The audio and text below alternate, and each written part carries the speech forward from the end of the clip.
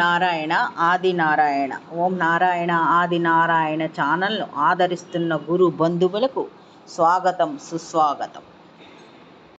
ఓం నారాయణ ఆది నారాయణ. ఓం శ్రీ భగవాన్ వెంకయ్య స్వామి నమః. ఆశ్రిత జనరక్షకుడు, దేనజన బాంధవుడు శ్రీ భగవాన్ వెంకయ్య స్వామి వారి పాద పద్మములకు నా ప్రణామములు.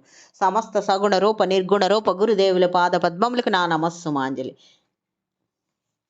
పరబ్రహ్మ స్వరూపులైన సద్గురువులు తమ సంకల్ప మాత్రము చేత ఎలాంటి భయంకరమైన వ్యాధులైనా నయం చేయగలగడం, చనిపోయిన వారిని బ్రతికించడం లాంటి దివ్య లీలలు శ్రీ గురు చరిత్ర, శ్రీ సాయి చరిత్ర వంటి మహనీయుల చరిత్రలో చూస్తాం. దత్తాత్రేయ పరంపరలోని అవధూత సాంప్రదాయంలో రోగికి విషతుల్యమైన పదార్థములతో రోగం కుదర్చడము అనేది ఒక దివ్య లీల. వారి మాట యందు విశ్వాసం గల వారికి అది అమృత తుల్యమై ఆరోగ్యం చేకూరుస్తుంది. ఈ అవధూత సాంప్రదాయంలో మహనీయులైన శ్రీ భగవాన్ వెంకయ్య స్వామి వారు లీలా వైభవంలో జరిగిన సంఘటనలు కొన్ని ఇప్పుడు స్మరించుకుందాం.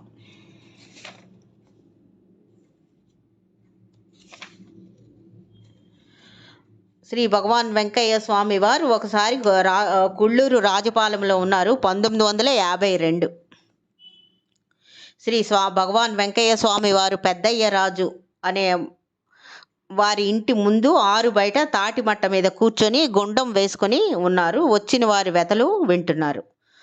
అప్పుడు ఒక 12 ఏళ్ల పిల్లవాడు దిగులుగా వచ్చి ఇలా అన్నాడు, ఇలా ప్రాధాయపడ్డాడు. స్వామి, మీరు మా ఇంటికి రావాలి. మా చెల్లెలు లక్ష్మమ్మ కడుపు నొప్పితో అల్లాడిపోతుంది.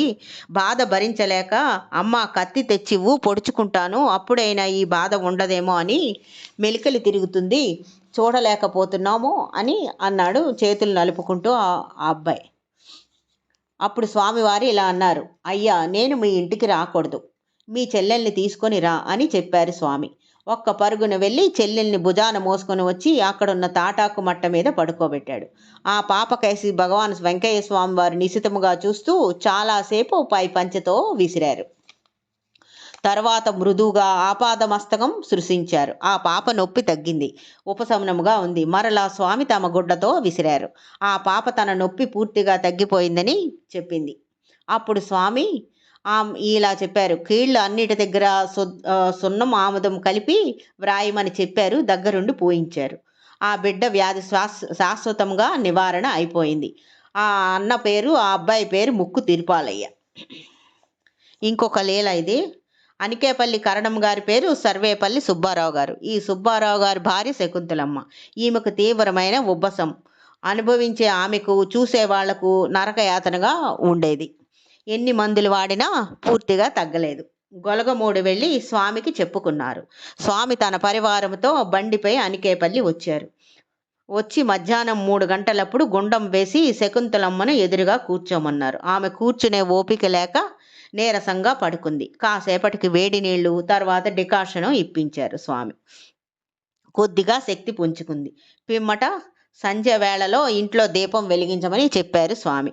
మరి కాస్త చీకటి పడిన తర్వాత గొలగమూడి ఆశ్రమానికి స్వామివారు బయలుదేరుతూ, అయ్యా, నేను కేక వేసినప్పుడు రండి అని చెప్పి సాగిపోయారు. ఆనాటి అర్ధరాత్రి వేళ శ్రీ స్వామివారు భగవాన్ వెంకయ్య స్వామివారు సుబ్బారావు పిలిపించి, ఇంకేం పర్వాలేదు, ఉదయాన్నే పుట్ట దగ్గర చిమ్మి ముగ్గు వేసి ఆంజనేయుడితో కలిపి ప్రదక్షిణలు చెయ్యమన్నారు. మొదట ఆమె తరపు భర్త చేసిన తర్వాత ఆ వ్యాధి తగ్గి స్వయంగా ఆమె 1 వారం చేశారు. స్వామి తమ తపస్సుతో ఉబ్బసం నివారణ చేసి ఆ ఘనత హనుమంతుడికి అంకితమిచ్చారు శ్రీ భగవాన్ వెంకయ్య స్వామి వారు. అందుకు కృతజ్ఞతగా ఆ దంపతులు ఇప్పటికి ప్రతి సంవత్సరం స్వామి ఆదేశానుసారం హనుమత్ జయంతి చేసుకుంటున్నారు.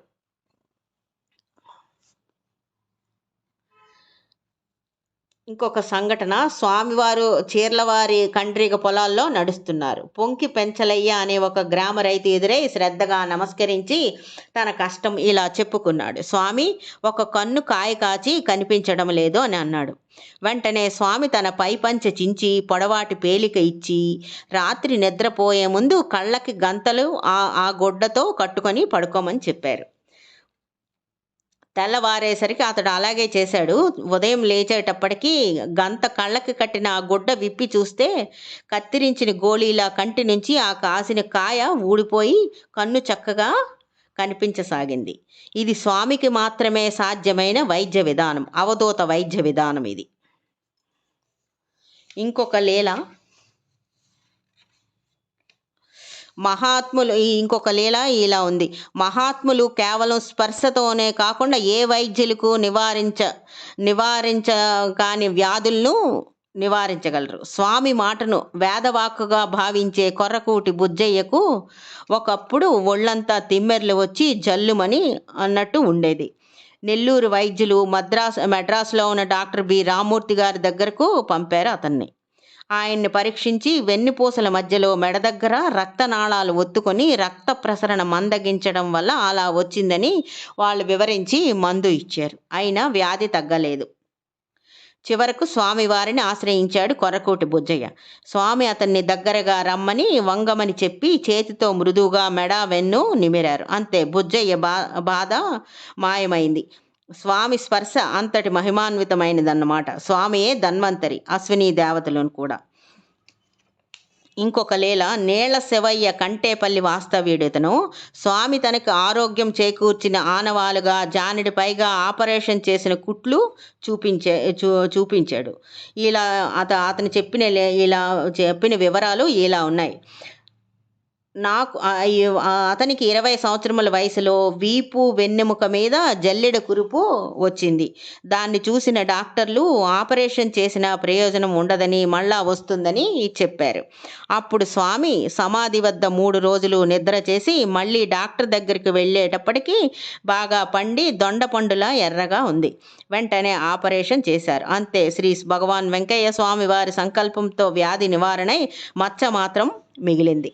ఓం నారాయణ. ఆది నారాయణ.